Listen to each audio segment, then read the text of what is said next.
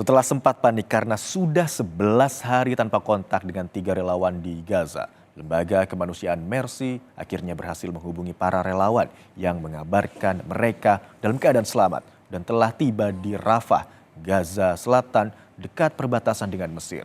Kabar gembira ini bersamaan dengan tercapainya kesepakatan gencatan senjata selama 4 hari antara Israel dan kelompok militan Hamas. Berikut laporan selengkapnya dari tim VOA.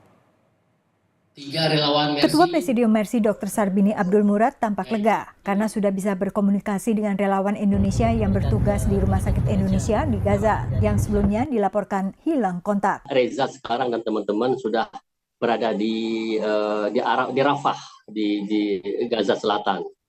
Sekarang mereka itu lagi mengungsi di sekolahnya sebuah sekolah di samping Rumah Sakit Eropa. Sebelumnya pihak Mercy telah mengirim surat terbuka untuk meminta Presiden Biden mengupayakan gencatan senjata yang mencegah konflik semakin memburuk. Menanggapi surat tersebut, kepada VOA juru bicara Dewan Keamanan Nasional Amerika Serikat John Kirby menjelaskan kembali kebijakan Amerika dalam menyikapi perang di Gaza. President Biden has made it clear that we're going to continue to support Israel as they conduct these operations against Hamas. They have a right and a responsibility to do that. No nation should have to suffer the attacks that they suffered on October 7th, and we're going to continue to stand with Israel, and we're going to do so in a steadfast way. At the same time, we're going to continue to urge Israel to be as careful and deliberate and cautious in their targeting and in their operations as possible so that an impact on civilian life can be minimized. Menurut PBB, Rumah Sakit Indonesia masih dikepung pasukan dan tank-tank Israel. Dan pertempuran dengan kelompok bersenjata dilaporkan terjadi di sekitarnya. Sementara pasien dan pengungsi internal yang terperangkap berhasil dievakuasi. Kabar yang diterima Mercy mengenai kondisi relawan Indonesia itu bersamaan dengan tercapainya kesepakatan gencatan senjata sementara antara Israel dan Hamas. Kedua pihak sepakat menghentikan pertempuran selama 4 hari untuk memfasilitasi pembebasan 50 sandera yang ditahan di Gaza.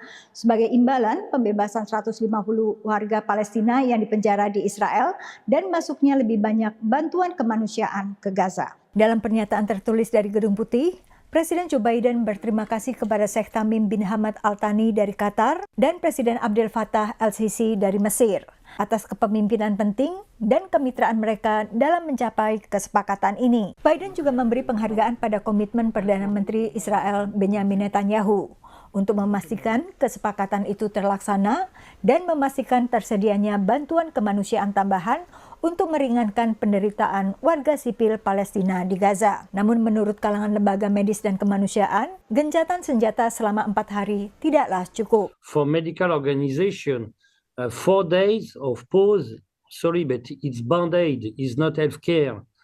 It's 4 days of band-aid. You can't follow the treatment. You can do nothing. I mean, this is not humanitarian access. It's a joke. And access is very much depending, first of all, on security. So again, we call for a sustained ceasefire in order to have security for our people to be able to move on the ground and for the civilians to be able to reach the humanitarian aid that is being delivered. Dalam sebuah pernyataan, Israel mengatakan gencatan senjata akan diperpanjang 1 hari untuk setiap tambahan 10 sandera yang dibebaskan Hamas. Dari Washington DC, Yuni Salim dan Hafiz Sahadeva dan tim VOA.